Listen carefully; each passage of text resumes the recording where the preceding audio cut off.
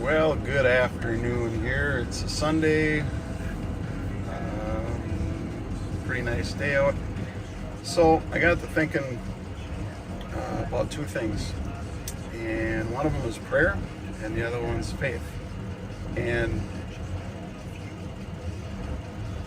the prosperity gospel, name it, claim it people and all that, I mean, they're making a really bad name for Christians and Christianity, and they're televangelists, and most of them are all just crooks. They're taking advantage of you.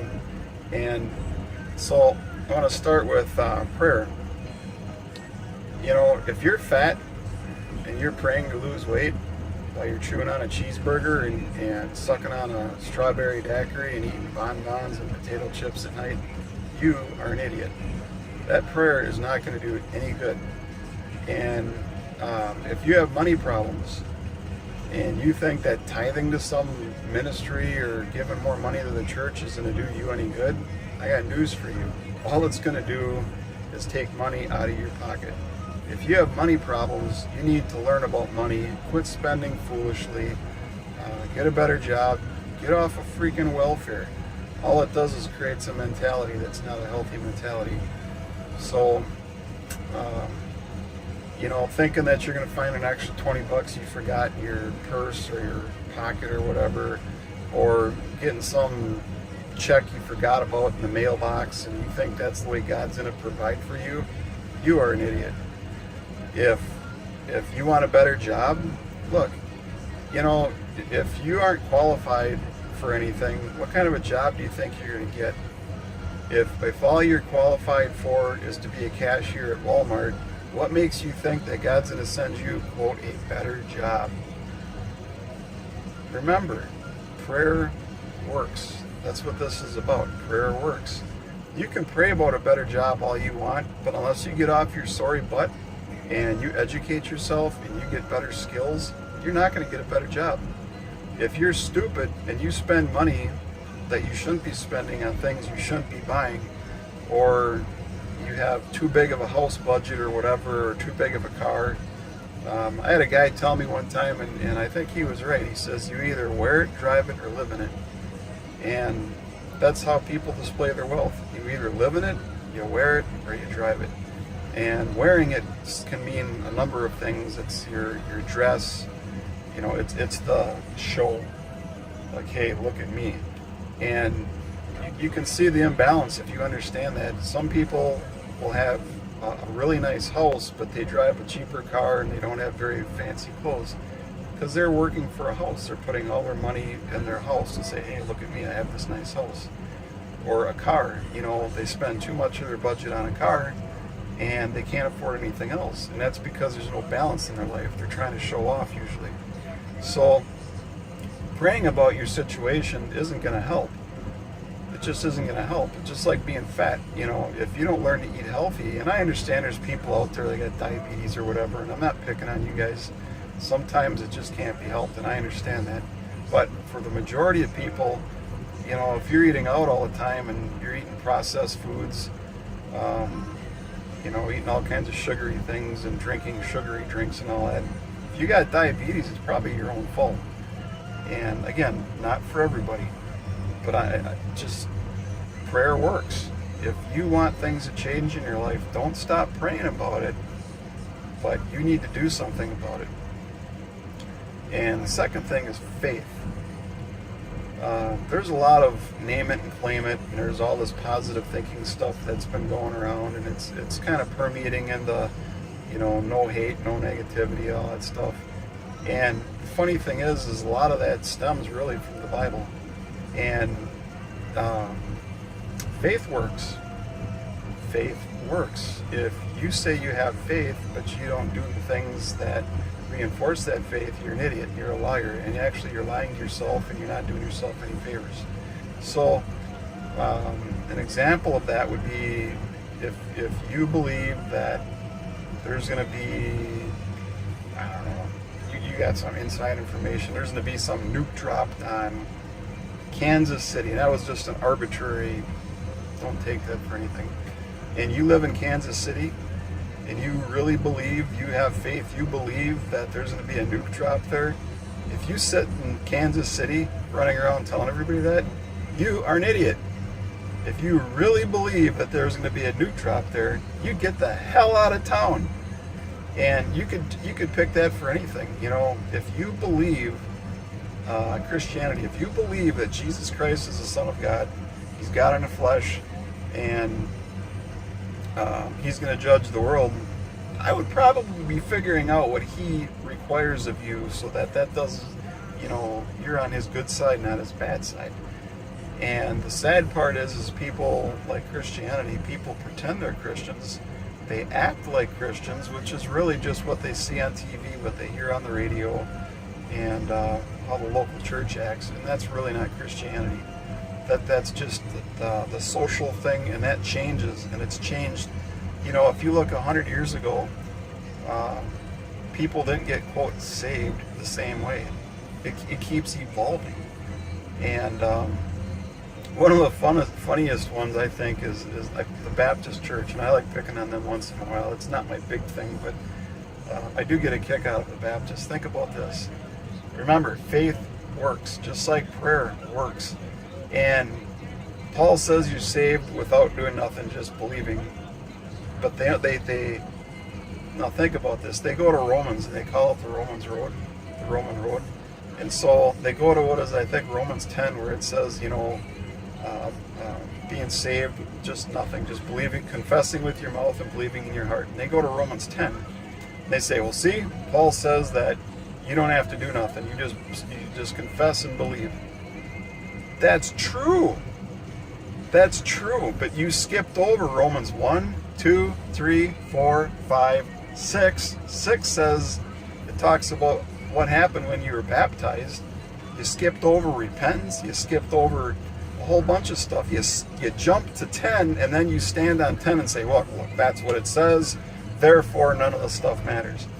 And I always get a kick out of that. So, Baptists, why am I saying all this? So, the Baptists, they call themselves the Baptists, right? And yet they are against baptism. It's what's commonly called baptismal regeneration. They're against it.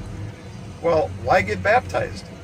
Oh, it's an outward, how do they say that? It's an outward expression of an inner belief, whatever. But it doesn't do anything for you. And I get a kick out of that. They boast of their position and all the persecution, like during the Reformation and all that, and blah, blah, blah. So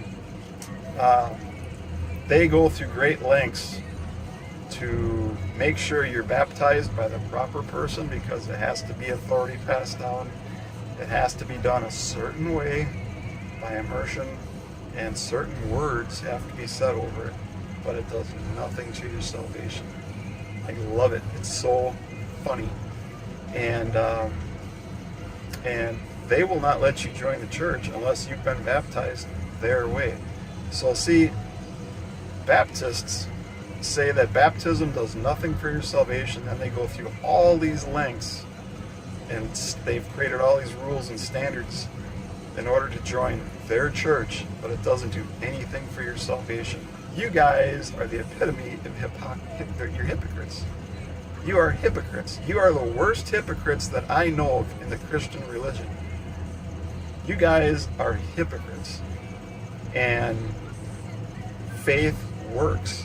Okay, the gospel, most people know the gospel, but the problem is most people haven't obeyed the gospel. And Jesus said that he that believes and is baptized shall be saved, but he that believes not shall be damned. And so somebody will go, aha, see?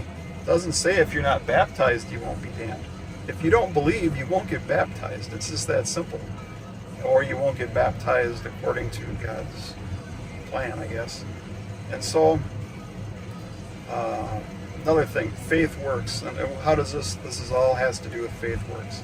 So, if you hear the gospel but you don't respond to the gospel, you don't have any faith. And so, if you really, really, really want something or you believe something to be true or going to happen, you're going to do everything in your daily life to make sure that that happens. It says faith is the substance of things hoped for, the evidence of things unseen. And it's like Jim Carrey, for example. He wrote himself out like a $10 million check, and he didn't have $10 million. And I don't know how many years went by, 3, 4 years, 5 years. I listened to the interview one time, and he ended up making $10 million. That's faith. That's faith. I don't even think he's a Christian, and that he exercised faith. So don't let atheists or anybody tell you faith isn't good. Faith is a good thing. And the other thing, so that's the faith part. And going back to prayer and faith, in the medical society, they refer to faith and belief as a placebo effect. And it is a known, they use it, they compare all new drugs to placebos, because if somebody believes something to be so, it does have an effect. Now, I'm not saying a placebo will cure you of cancer or anything like that, but the scientists have, that community has recognized that there is a placebo effect. It's well known. Nobody can argue it. It is well known that there's a placebo effect. And I'd like to suggest that believers, Christians, whatever, your faith and your prayer does have an effect.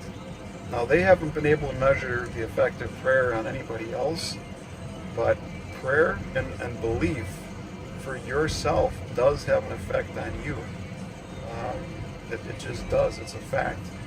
Now, whether there's a God or not, that's, you can't prove that, other than you can look at you can look at what's around you and say that, well, this is evidence of a creator. And I just want to touch point on one last thing, and then I'm going to go here. All the building blocks, all the foundational building blocks and DNA and all that, it all breaks down. You can make your evolutionary tree, and it looks good. And I don't dispute that. What I do question is, I played with Legos when I was a kid, and I have built all kinds of cool things. And there's long Legos, thin Legos, fat Legos, short Legos. There's all these different Legos. And if you put the Legos together in different ways, you get different things.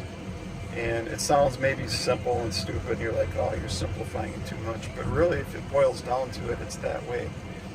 Everything here has a commonality to it.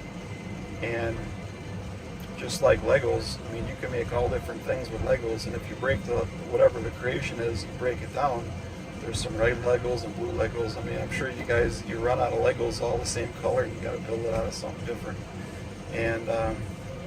But that's the way life is. And I just see that in I don't know, I just see it in nature. And then, one of the other things is our cell reproduction, it has like a checksum thing in it. So basically, it's built in it to reproduce itself properly and not allow deformation, or what they would call evolution. But usually when cells break down and they don't reproduce properly, I mean, to my knowledge, nothing good comes of that. And you think about evolution, and their answer to everything is it took a really long time. That's bullshit. You can say, well, we don't know yet, but it took a really long time. That's a cop-out. You don't know. And just because you can't see God doesn't mean he doesn't exist. I mean, look at radiation. I mean, they discovered radiation on accident. And there's just so much that we've discovered over time on accident, and then we have to rewrite the books. And I respect that. I acknowledge that. And the problem is to say, just to say that there is no God, there is no evidence of God. There's gamma rays and alpha waves and beta waves, and microwaves, and there's all these different things, and we still haven't figured out gravity yet. And I mean, I think if we figure gravity out, man, everything's changing. And so, just because you can't prove there's a God, you can't disprove there's a God. I think most atheists just say that there's no evidence of God, and I wouldn't dispute that. I can't prove there's a God. That's what keeps me humble. I believe there's a God because of the things that I see. I don't dispute that the Bible is flawed, but I have to respect the Bible because, that thing has lasted thousands and thousands of years. Thousands. And any book that's lasted that long, you have to respect.